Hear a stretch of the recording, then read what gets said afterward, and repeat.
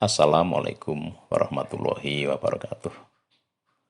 Para sedulur, misalkan di sebuah komplek perumahan elit, ada penghuni yang menurut kita dia bukan dari kalangan pengusaha sukses, atau juga bukan anaknya orang-orang berada, atau juga bukan lulusan perguruan tinggi yang bonafit yang bisa bekerja, menghasilkan gaji yang besar. Kok tiba-tiba ada di komplek perumahan elit itu? Tentu membuat kita bertanya-tanya.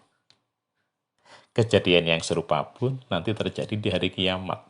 Ketika para nabi dan para syuhada melihat ada manusia posisinya begitu dekat dengan Allah. Padahal mereka bukan syuhada dan juga bukan nabi. Di dalam hadis Abu Dawud diriwayatkan, Bismillahirrahmanirrahim, Ana Umar bin Khattab. Sesungguhnya Umar bin Khattab kala berkata, Kala bersabda siapa anabiyu Nabi Sallallahu Alaihi Wasallam, Inna min ibadillah, sesungguhnya dari hamba-hambanya Allah, la unasa niscaya ada manusia, mahum mereka bukanlah, bi ambiya'a nabi, wala dan juga bukan suhada.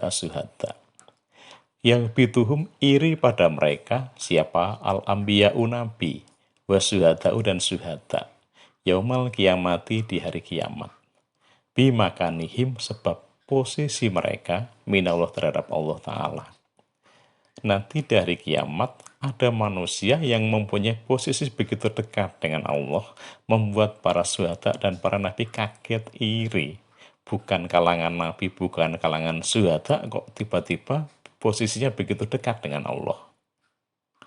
Qalu mereka berkata, mereka sahabat, Ya Rasulullah, wahai Rasulullah, biruna kabarkan pada kami, man siapakah hum mereka. Ya Rasulullah, tolong kabarkan siapa mereka itu. Kami ingin jadi seperti mereka. Kalau bersabda Nabi, hum mereka adalah kaum, tahabu yang saling mencintai, biruhilah terhadap ruhnya Allah. Ala ghairi arhamin atas selain family, bainahum di antara mereka. Wala amwalin dan juga bukan harta. Ya ta'atauna yang saling membagi mereka pada harta. Rasulullah menjawab, mereka adalah kaum yang saling mencintai karena Allah. Semata-mata karena Allah lah mereka menyintai, bukan karena famili dan juga bukan karena harta yang saling mereka bagi. Banyak teman di meja makan, teman waktu kita aja ya wajar.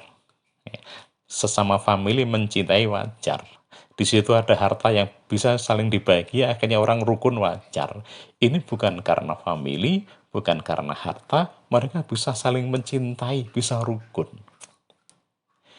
Fawallahi demi Allah, inna wujuhahum, sesungguhnya wajah mereka la nurun niscaya bercahaya. Wa innahum dan sesungguhnya mereka ala nurin atas cahaya. Mereka wajahnya bercahaya dan juga mereka berada di atas cahaya yang gemerlapan. La yakhufuna mereka tidak khawatir. Idza ketika khofa khawatir siapa anasu manusia. Di hari kiamat banyak manusia khawatir akan nasib mereka. Mereka nggak merasakan kekhawatiran itu. Walayah janun dan mereka tidak bersedih hati.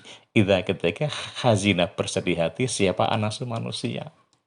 Di hari kiamat ketika manusia kesusahan, bersedih hati, memikirkan nasib mereka, mereka ini nggak merasakan kesusahan itu.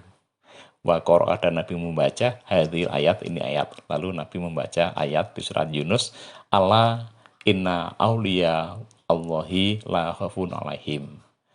Ketahuilah, sesungguhnya kekasihnya Allah.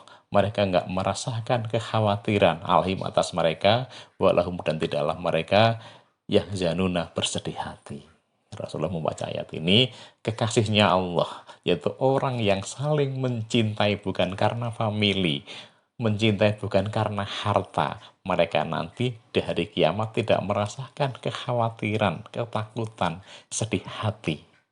Karena mereka sudah jelas posisinya begitu dekat di sisi Allah yang membuat para syuhada dan para nabi iri.